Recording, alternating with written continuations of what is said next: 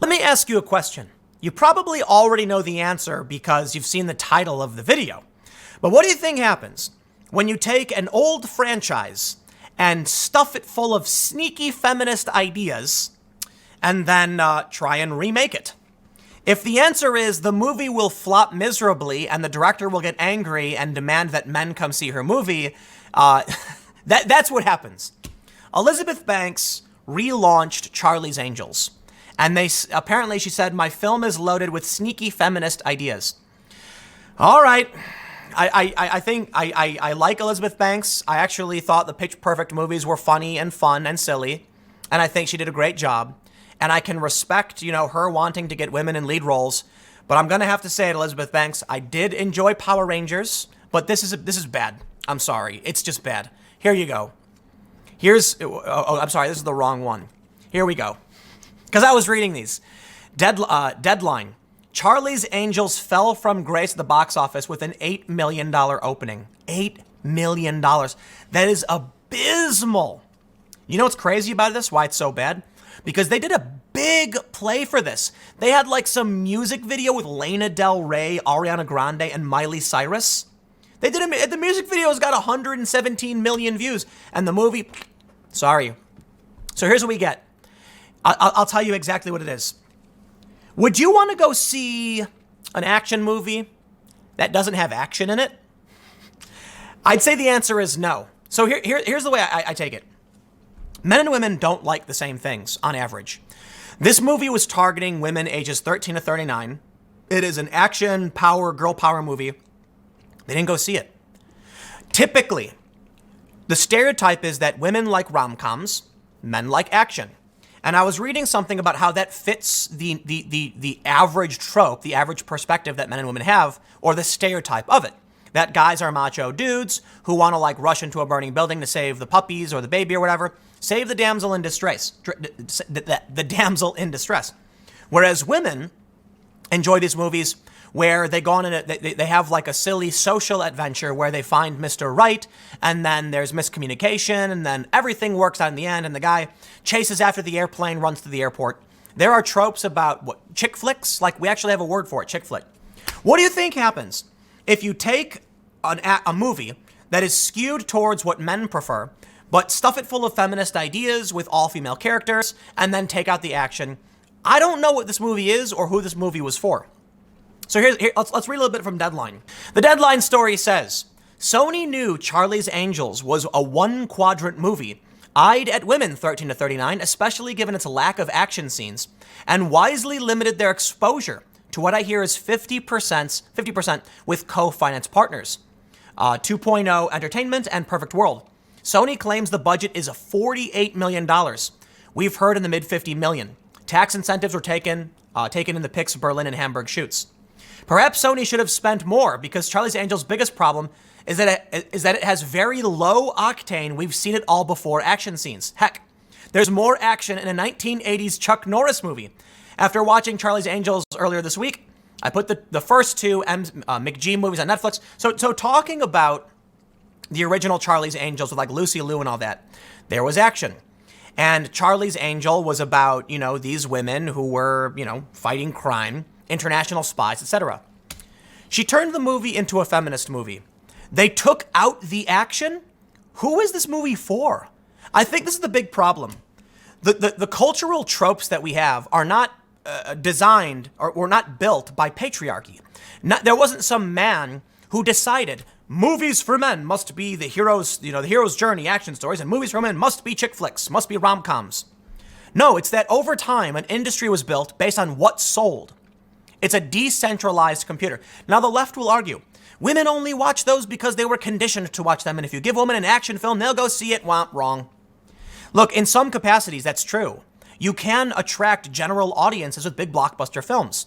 Look at Hunger Games. You had a female lead, Alien, female lead. It's possible. You can have movies with female lead characters, but when you try and make them feminist films, first of all, it's not even about the stereotypes over what men and women want.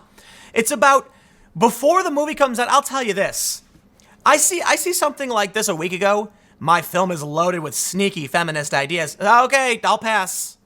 Dude, you want to attract a general audience? Show us some explosions. Apparently everybody wants to go see Transformers, even women. But when you make an action movie with no action, what are you doing? Like, I don't even know. Look, I'm not going to go see the movie. And I'll admit, I knew the movie was coming out. But here's my favorite part.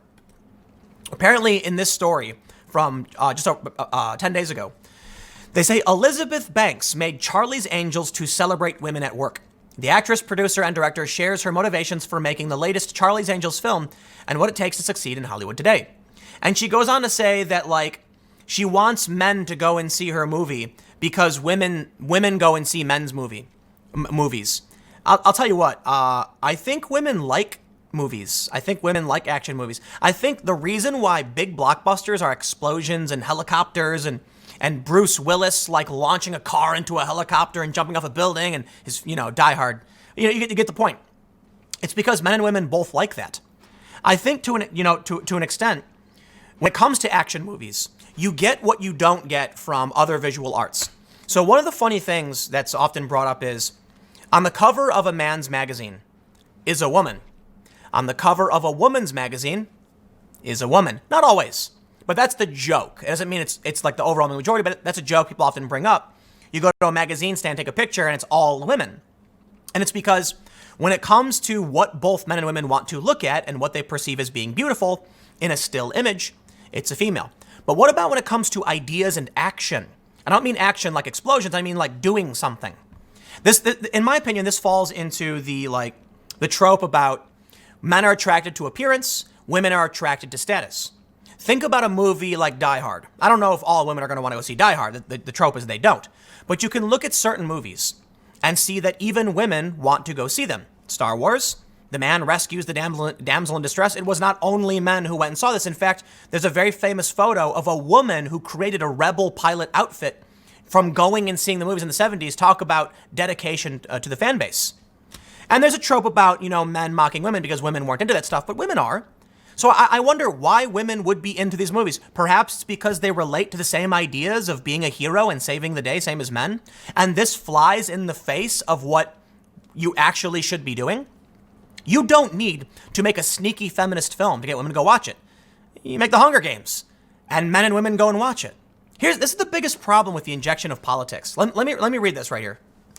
On making movies from a different lens, Banks believes there is one factor that differentiates Charlie's Angels from most action movies. Women don't typically walk into a room and start fighting, she said. We need to use strategies in our lives to avoid violence. She described a typical scene of an action movie where a man is usually the protagonist. The guy walks in, pushes his sleeves up, and comes to the camera. While there is plenty of that in Charlie's Angels, Banks said what she really wanted to emphasize the message that those kinds of scenes are often the last resort. The mantra is that women fight smarter, not harder. Dude, come on. You see, this is the injection of weird perspectives that nobody cares about. Reflecting on her directing experience with Pitch Perfect 2, Banks says that there are many parallels between directing an action movie and a musical. And there's the big problem.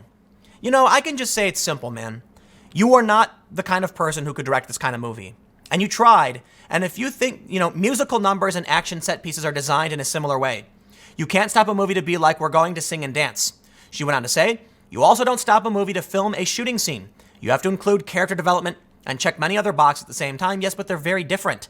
Like, I don't think Jackie Chan could make a musical, dude, but he can make some of the best fight choreography we've ever seen. Dude's a legend. Amazing. That fight with a ladder and he goes through it. Man, awesome stuff. And here we go.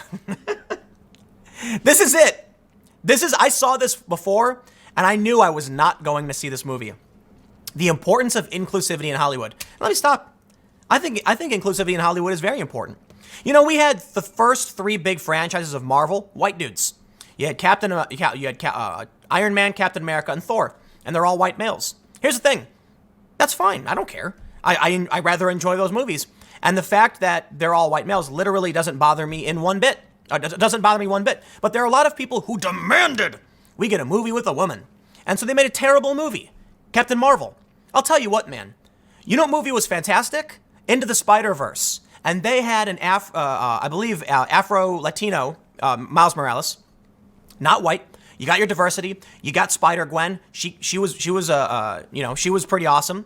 And it was a great movie.